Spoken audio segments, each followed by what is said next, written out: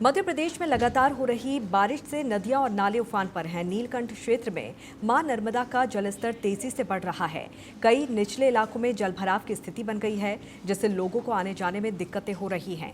खेतों में पानी भरने से फसल को नुकसान की आशंका है। डैम के गेट खोल दिए गए हैं। प्रशासन ने लोगों से सावधानी बरतने की भी अपील की है।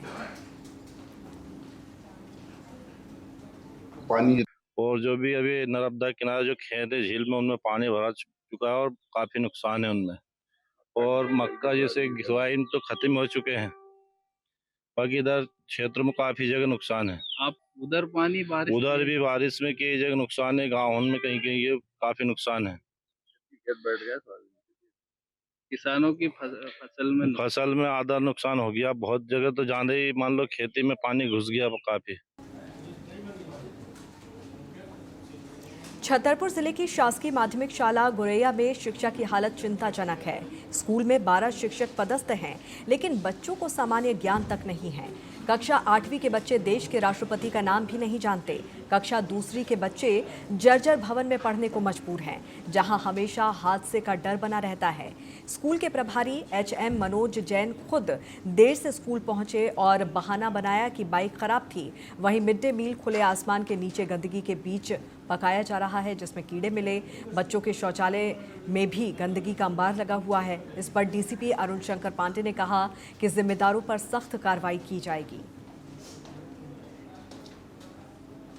चिन्हित किए थे हमने, जो जगह थे जो बच्चे बैठने लायक नहीं थे, उन सब की लिस्ट मंगा के उनको डिसमेंटल करने की कार्रवाई कलेक्टर महोदय के निर्देशन की जा रही है और अधिकतर ऐसी बिल्डिंगें तोड़ दी गई हैं। और इसके अलावा बच्चों के लिए हमने अपने BRC को, उपयंत्री को और हेड मास्टर को निर्देश जारी कर दिए हैं, किसी भी स्थिति में जर्जर कमरे में बच्चों को न बैठाएं। अगर वहाँ पर 4 कमरे हैं और 4 कमरों में 2 जर्जर हैं और 2 कमरे बैठने योग्य हैं, तो 2 शिफ्ट लगा के बच्चों को 2 कमरे में बिठाएं। किसी भी स्थिति में जर्जर में बच्चों को न बैठाएं, जिससे कुछ क्षति बच्चों को हो सके। उनकी मध्य प्रदेश के मंदसौर जिले के पिपलिया मंडी में शासकीय जमीन पर अवैध कब्जे के मामले सामने आ रहे हैं। यह जमीन अनुसूचित जाति जनजाति वर्ग की महिलाओं को खेती के लिए दी गई थी, लेकिन भू माफिया ने पट्टाधारी को डरा धमकाकर भगा दिया और जमीन समतल कर तार फेंसिंग कर दी। पीड़ित ने अधिकारियों से मामले की शिकायत की है। इसके बाद नोटिस भी जारी किए गए, फिर भी अभी तक फेंसिंग नहीं हटाई गई है।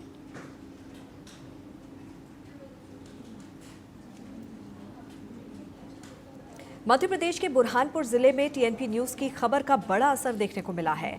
जिले के जर्जर स्कूलों की हालत पर खबर चलाने के बाद collector Harsh Singh action mode में आए। उन्होंने जिला पंचायत में शिक्षा विभाग के अधिकारियों के साथ बैठक कर सख्त निर्देश दिए हैं कि खराब स्कूल भवनों की तुरंत मरम्मत करवाई जाए और अनुपयोगी इमारतें गिरवाई जाएं। लापरवाही करने पर अफसरों के खिलाफ कड़ी कार्रवाई करने के निर्देश भी दिए गए हैं। साथ ही स्कूल निरीक्षण और रिपोर्टिंग सिस्टम को भी मजबूत करने के आदेश जारी किए गए हैं।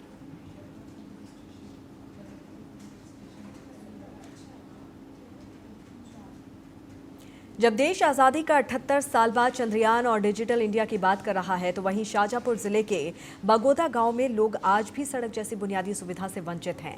जिला मुख्यालय से सिर्फ 20 किलोमीटर दूर और नेशनल हाईवे से महज 3 किलोमीटर की दूरी पर बसे इस गांव में करीब 800 लोग निवास करते हैं, लेकिन यहां आज तक पक्की सड़क का निर्माण नहीं हो पाया।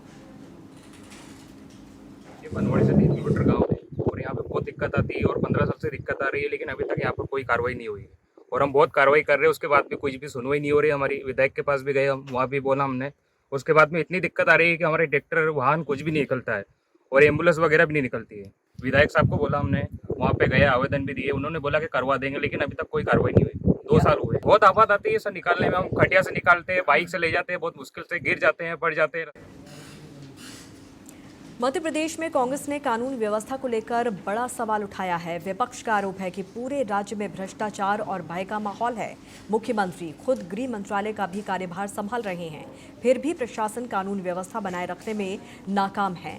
सदन के चौथे दिन भी विपक्ष ने इस मुद्दे को जोर शोर से उठाया, लेकिन सरकार ने सीधा जवाब देने से बचते हुए गोलमोल बातें कही। अब जनता जानना चाहती है, आखिर जिम्मेदारी कौन लेगा।